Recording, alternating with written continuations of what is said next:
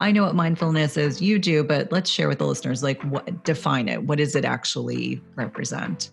There are a lot of different definitions out there, and I'm actually starting to shy away from using that term as much because it's so conceptual, and people might, you have to kind of get an operational definition, make sure that you understand it and that your understanding fits with everybody else's.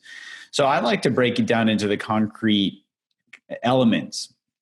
And there are two main elements that make up mindfulness is awareness and then an attitudinal quality. So awareness is pretty straightforward. We're either aware of something or we're not.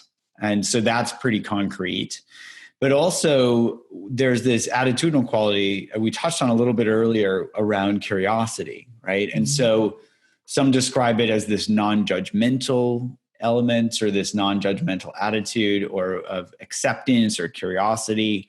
But the main focus there is not assuming things, right? We're not prejudging and saying, oh, I see that. I know exactly what that's like.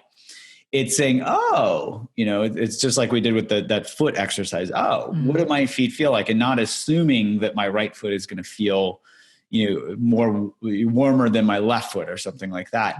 It's about really getting in there and saying, what is actually happening right now? And that's really important. As we talked about with habit change, it's really important to get accurate information, not biased information.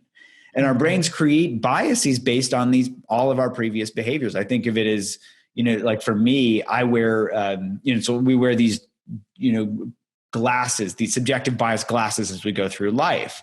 So, you hear the rosy, the dark colored glasses. For me, it's dark chocolate colored glasses. It's like given a choice, milk chocolate versus dark chocolate, it's a no brainer because I have that subjective bias because I've eaten dark chocolate so much compared to milk chocolate. I know what the answer is going to be, but there's a bias where there could be some amazing piece of milk chocolate out there in the world. And I might just miss that because I'm like, oh, milk chocolate, whatever. Who would eat that? Inferior. Yeah. So that's what mindfulness is about saying, oh, well, let me try this milk chocolate and see if it's any good. And it's about bringing that attitudinal quality and that awareness as much as we can throughout life, moment to moment, so that we can see when we're stuck in our biases and when we can, and then step back and go, oh, I'm stuck in my bias. Let me see this fresh. In Zen, they talk about the don't know mind, and they use that kind of as a mantra. Oh, don't know, as in, oh, you don't make assumptions.